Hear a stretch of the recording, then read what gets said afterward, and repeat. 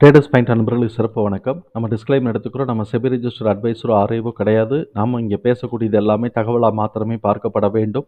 இது யாருக்கும் முதலீடு சம்பந்தமாகவோ பங்குகளை வாங்கவோ விற்கவோ நம்ம எந்த ஆலோசனையும் கொடுக்கப்படலை. எல்லா தொழிலையும் ரிஸ்க் இருக்கும். ரிஸ்க்கை புரிஞ்சுட்டு எச்சரிக்கையோட தொழில் செய்யும்போது எல்லாமே நல்லா இருக்கும். நம்மளை ஆதரிக்கிற அனைத்து நல்ல உள்ளங்களுக்கும் நன்றி. வளமுடன் வாழ்க. நண்பர்களே, நம்ம நிஃப்டி நெக்ஸ்ட் 50ல் இருக்கக்கூடிய ரிசல்ட் பப்ளிஷ் ஆன கம்பெனிஸ் பார்த்துட்டு வரோம். அநேகமாக இது 50வது கம்பெனி இதோட முடியும்னு நினைக்கிறேன். இப்போ இவங்க இப்போ பெட்ஜெட் பெயிண்ட்ஸ் நம்ம பார்க்குறோம். பெட்ஜெட் பெயிண்ட்ஸ் ட்ரெண்ட் லைன் கிளாசிஃபிகேஷன்ஸில் எக்ஸ்பென்சிவ் பெர்ஃபார்மர். இப்போ கரண்ட் ப்ரைஸ் 499 போயிட்டுருக்கு. அனாலிசிஸ்ட் ப்ரைஸ் டார்கெட்டு 499ன்னு சொல்லிட்டு டவுன் சைட் பண்ணியிருக்கிறாங்க. இவங்களோட டிவிஎம் ஸ்கோரில் டியூரபிலிட்டி ஸ்கோர் 85 இருக்குது. ஹை ஃபினான்ஷியல் ஸ்ட்ரென்த் இருக்குது. வேல்யூஷன் ஸ்கோர் 24 இருக்குது. ரொம்ப எக்ஸ்பென்சிவ் தான். மொமெண்டம் ஸ்கோர் 39 இருக்குது. மொமெண்டம் நியூட்ரல் தான். இன்னும் பாசிட்டிவாக பிக்கப் ஆகலைங்கிறது தெரியுது. பிஏ பொறுத்த வரைக்கும் இது இன்னும் பை ஜோனில் தான் இருக்குது. ஆனால் ஃபண்டமெண்டல் கீ மெட்ரிக்ஸில் என்ன நடக்குதுன்னு பார்த்துக்கலாம். ஃபண்டமெண்டல் கீ மெட்ரிக்ஸில் interest coverage ratio 24, current ratio 1.8 இருக்குது. ஸோ இப்போ இது சால்வன்சி பொசிஷன் நல்லா இருக்குது, நல்லா ஸ்ட்ராங்காக இருக்குது அப்படிங்கிறத இந்த இடத்துல நம்ம புரிஞ்சுக்கிறோம். ரிட்டர்ன் ஆன் கேபிட்டல் எம்ப்ளாய்டு 26ஆகவும் ரிட்டர்ன் ஆன் ஈக்விட்டி 21ஆகவும் இருக்குது. அபவுட் 20 அப்படிங்கும்போதே இது ஒரு நல்ல ரிட்டர்ன் தான். டெப்ட் டு ஈக்விட்டி 0.1 தான் இருக்குது. ஸோ கடன் தியரிட்டிக்கல் லிமிட்டில் கட்டுக்குள்ளே தான் இருக்குது. அதனால கடன் ஆல்மோஸ்ட் கடன் கட்டுக்குள்ளே இருக்குது. சால்வன்சி ரேஷியோ நல்லா இருக்குது. அதுக்கப்புறம் ரிட்டர்ன் நல்லா இருக்குது. பிஸ்னஸ் நல்லா இருக்குது. பிஸ்னஸ் பெர்ஃபார்மன்ஸஸ் நல்லா இருக்குது.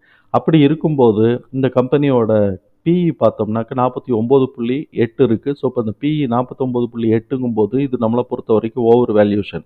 ப்ரைஸ் டு புக்கும் 10க்கு போயிருக்கு. இதுவும் ஓவர் வேல்யூஷன். ஸோ இப்போ இந்த இடத்துல இது அட்ஜஸ்ட் ஆகணும் அப்படின்னு பார்ப்போம். கேபிட்டல் குட்ஸ் தான். அதனால தான் இவங்க ஒரு ஸ்டேஜில் மேலே ஏற்றி விட்டாங்க. எல்லா கேபிட்டல் குட்ஸுக்கும் ஏற்றி விட்டாங்க. அதனால நம்ம பார்ப்போம். நம்ம எப்படி இருக்குன்னு பார்ப்போம். நம்ம இப்போ அனாலிசிஸ்ட் என்ன செய்கிறாங்க, 1 இயர் ஃபார்வர்டு எஸ்டிமேஷன்ஸ் இபிஎஸ் பார்த்தோம்னா 10.5 கொடுத்துருக்குறாங்க. அதே சமயத்தில் -2.2 நமக்கு பார்த்தோம் அப்படின்னு சொன்னால் இபிஎஸ் சர்ப்ரைஸ் எதிர்பார்க்குறாங்க. மைனஸில் நெகட்டிவில் சர்ப்ரைஸ் எதிர்பார்க்குறாங்க. இப்போ கன்சஸ்டன்ஸ் ரெக்கமெண்டேஷன்ஸில் 22 அனாலிசிஸ்ட் கொடுத்துருக்குறாங்க. அதில் கிட்டத்தட்ட 15 பேர் செல் கொடுத்துருக்குறாங்க, 5 பேர் ஹோல்டு, 2 பேர் ஸ்ட்ராங் பை கொடுத்துருக்குறாங்க. இப்போ கேஷ் ஃப்ளோவை பொறுத்த வரைக்கும் net cash flow year on year 120 positive cash flow 864% year on year கூடி இருக்கு. ஏன்னா அந்த சைடு 12லேருந்து இப்போ 124 கூடி இருக்கு. அப்போ கிட்டத்தட்ட 10 மடங்கு கூடி இருக்கு. நெட் இது operating cash flow 63% year on year கூடி இருக்கு. ஸோ இப்போ கேஷ் பேலன்ஸ் இப்போ நல்லா இருக்கு. ஒருவேளை இப்போ கரெக்ஷன் மேலே ஏறினாலும் ஆச்சரியப்படுறதுக்கு இல்லை. இவங்களுடைய ஆனுவல் ரிசல்ட் நம்ம பார்ப்போம். Net profit year on year 35% கூடி இருக்கு. அதே மாதிரி ரெவென்யூ இயர் ஆன் இயர் 6.1% கூடி இருக்கு. இப்போ புக் வேல்யூ ஆனது அதுக்கு ஏற்ற மாதிரி இருக்கானாக்கா அதுக்கு ஏற்ற மாதிரி புக் வேல்யூ இல்லை. 46.2 இருக்கு கரண்ட் புக் வேல்யூ. டிடிஎம் 169 சொல்கிறோம். ஏன் இவனுக்கு இந்த பிரச்சனை? ஏன் புக் வேல்யூ இவ்வளோ தூரம் வரல, இவ்வளோ தூரம் எடுத்துட்டு இருக்கிறானே அப்படின்னு சொன்னாக்க, இவன் போன வருஷம் போனஸ் இஷ்யூ கொடுத்தான். 5க்கு 1 போனஸ் இஷ்யூ கொடுத்தான். ஸோ இப்போ இதுக்கு ஏற்ற மாதிரி புக் வேல்யூ எல்லாமே 5க்கு 1 கொடுத்துட்டான்னாக்க கிட்டத்தட்ட 10க்கு 2 கொடுத்துட்டான்னா 20% கொடுத்துட்டான்ல. அப்போ 20% கேபிட்டல் இன்க்ரீஸ் ஷேர் இன்க்ரீஸ் ஆயிருச்சு. ஆனால் இந்த சைடு இபிஎஸ் அதுக்கு ஏற்ற மாதிரி குறைஞ்சிரும், புக் வேல்யூ அதுக்கு ஏற்ற மாதிரி குறைஞ்சிரும். ஸோ இப்போ இதுதான் இங்கே பிரச்சனை. இப்போ இது அட்ஜஸ்ட் ஆகிற வரைக்கும் மார்க்கெட் ப்ரைஸும் இதுவும் அட்ஜஸ்ட் ஆகிற வரைக்கும் கொஞ்சம் தடுமாறிக்கிட்டு இருக்கும். அதுக்கப்புறம் மேலே எந்திரிக்கும். அப்படி மேலே எந்திரிக்கும் போது நிஃப்டி நல்லா பாசிட்டிவாக இருந்துச்சுன்னா மேலே நல்லா எந்திரிக்கிறதுக்கு வாய்ப்புகள் இருக்குது. சரி, இப்போ இவனோட குவார்ட்டர்லி ரிசல்ட் என்ன நிலையில் இருக்குன்னு பார்த்துடலாம். Quarterly net profit March quarter போன மார்ச் குவார்ட்டரோட கம்பேர் பண்ணும்போது 19% கூட. அதே மாதிரி ரெவின்யூவும் பார்த்தோம் அப்படின்னு சொன்னாக்க இப்போ இந்த மார்ச் டு போன மார்ச் கம்பேர் பண்ணும்போது 3% கூட. ஆனால் வித்தின் த குவார்ட்டர்னு பார்த்தோம்னா 400 கோடி ரூபா கம்மியாயிருச்சு. டிசம்பர் டு மார்ச் கம்பேர் பண்ணும்போது ரெவென்யூ 400 கோடி ரூபா கம்மியாயிருச்சு. நெட் ப்ராஃபிட்டே எவ்வளோ ஆயிடுச்சு? கிட்டத்தட்ட 70 கோடி ரூபா கம்மியாயிருச்சு. அதனால இபிஎஸும் பார்த்தோம்னா 0.8 கிட்டக்க 0.7 கிட்டக்க கம்மியாயிருச்சு. ஸோ இப்போ இதெல்லாம் அட்ஜஸ்ட் ஆகணும். அட்ஜஸ்ட் ஆகும்போது புக் வேல்யூலாம் அட்ஜஸ்ட் ஆகும்போது தான் நல்லாயிருக்கும். இப்போ வரைக்கும் இது நியூட்ரல் ட்ரெண்டை தான் காட்டிகிட்டு இருக்கு. ப்ரொமோட்டர்ஸ் ஷேர் ஹோல்டிங் பேட்டர்னில் ப்ரொமோட்டர்ஸ் 74% அப்படியே வச்சுருக்கிறாங்க. எஃப்ஐஎஸ் என்ன பண்ணி வச்சுருக்கிறாங்க? 10.68லேருந்து 10.66ன்னு 0.02% குறைச்சிருக்கிறாங்க. இது குறைச்சா இது பெரிய இம்பேக்ட் இருக்குமான்னு நமக்கு தெரியல. 0.02%.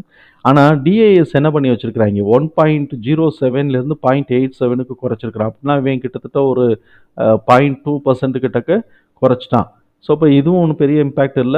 2 பேருக்குமே வந்து குறைச்சு வச்சிருக்கிறாய்ங்கங்கிற ஒரு காமனாலிட்டி, பொதுப்படைத்தன்மை தான் இருக்குங்கிறத நம்ம இதுலேருந்து புரிஞ்சுக்கிறோம்.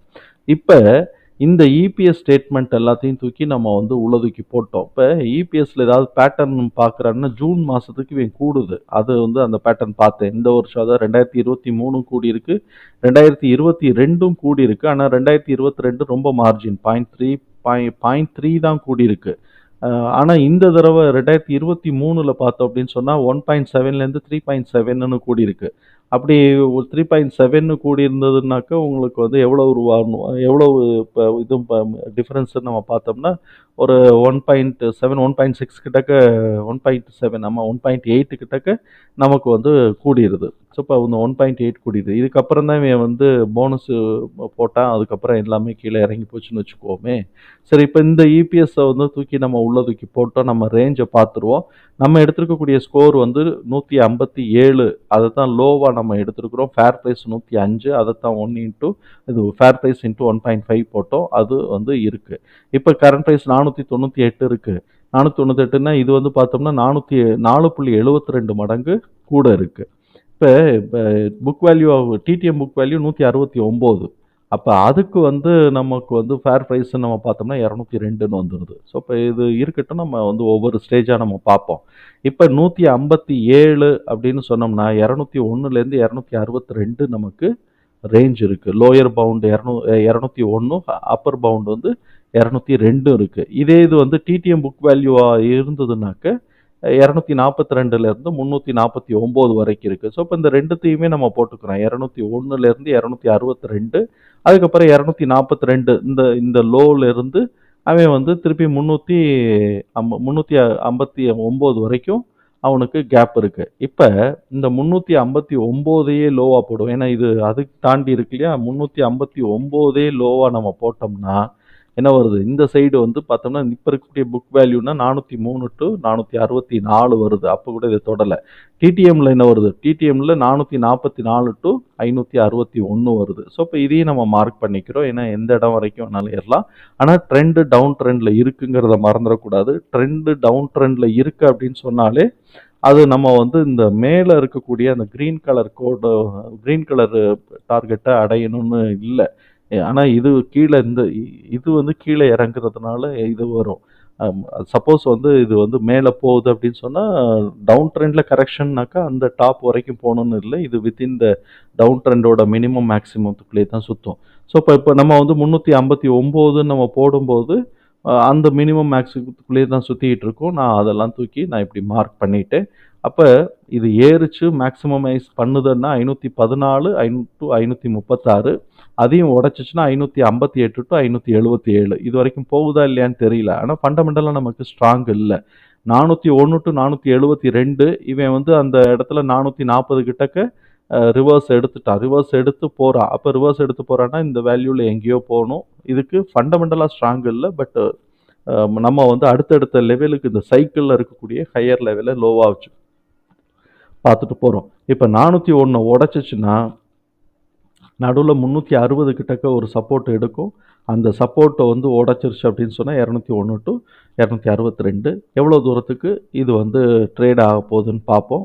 இப்போ இது வந்து ஓவர் வேல்யூஷன் தான். இப்போ இந்த 499 இருக்குதுனாலே அதுவே 40% வந்து பிஇ இருக்குது அப்படின்னு சொன்னாக்கா அதுவே நமக்கு வந்து 40% இல்லை 40 பாயிண்ட் பிஇ இருக்குது, ரேஷியோ 40 இருக்குது அப்படின்னு சொன்னால் அதுவே நமக்கு ஓவர் வேல்யூஷனாக தான் தெரியுது.